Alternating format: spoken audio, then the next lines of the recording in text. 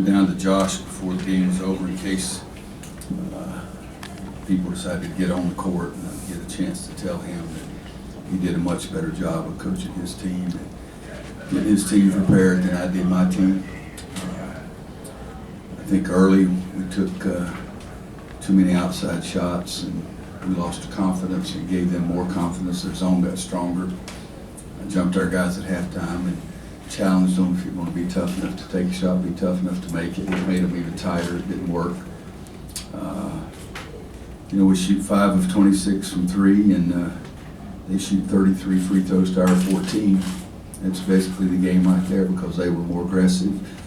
They got the ball where they wanted to get it more than we did. And as the game went along, they got more confidence, and we got tighter. I didn't expect that, didn't see that coming. But again, their coach did a much better job of getting their guys ready to play than I did. The disappointing thing is I thought that they were much more aggressive. They were quicker to the basketball. We fouled so many times because we were reacting instead of being prepared and playing defense early. It was not a good day for us, to say the least. 20 turnovers. It's an ugly stat sheet, but from my side, it was an ugly game. But Josh's kids really gave him a lot. They made their free throws, 25 of 28 in the second half, and we needed them to help us down the stretch, and they didn't, and we missed so many shots. Joel Berry, as we said the other night, he's been sick, but Joel 3 for 13, Justin 6 for 17. Those are not good numbers, but the numbers in my head are much worse for me as a head coach because I've got to get things better than I did today. But congratulate Josh and his kids and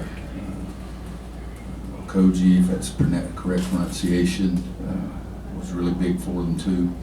26 points, 11 of 13 from the foul line. It was a good day for Georgia Tech and not a good day for us.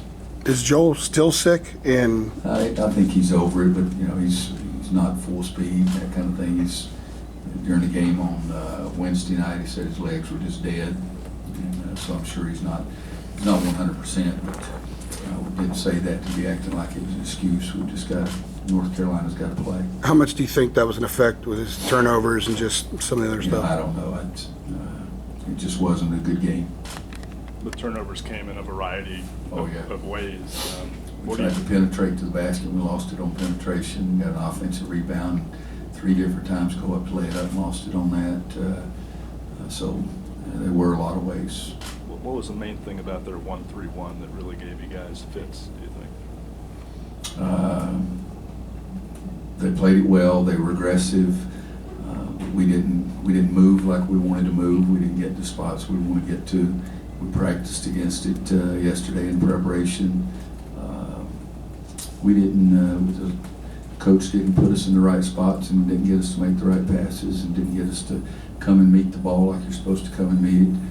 You have to attack when they spread it out like that. 1-3-1 covering the entire half court can really be good. We've played it ourselves, but you need to attack it better than we did today. Georgia Tech was obviously, not expected to do a whole lot this year. Does this kind of speak to the strength, top to bottom, of the ACC? I don't know. I think it speaks to the weakness of North Carolina right now. I don't ever try to figure out what my record's going to be or anybody else's record's going to be, but today Georgia Tech was much more aggressive, had more enthusiasm, and as the game went along, we kept giving them more confidence by, one time we go down and miss a layup and then tip it and miss that, and then they go down and make a 3. They were more aggressive at halftime. They had more, fast break points ended up tied, but at halftime they had more fast break points than we did, and had a couple of them after, even after we scored, they'd get it out and push it up at us. Do you think there was a point in time where your team got a little bit tight in the second half? I said that. I said that earlier. I think that early in the game we had some good shots and missed all of them basically. 2 for 8 at one point, and then I think that we got tighter as it went along. Didn't get penetration to make those shots easier. We didn't get our big guys moving inside to throw it to them, and then it comes back out. And I caused probably that part of it too. I challenged them at halftime. and it didn't work. I've done that before with teams, and I don't mind making them mad at me. They said, I'll show you, and they go out and they make every shot and told them they're not babies and that kind of thing. But I challenged them at halftime, and it didn't work, so that's my fault. You went small in the second half. Was that to try to get more movement with the bigs? It went small to try to match them. You know, Stevens is a four-man, but he's an outside player.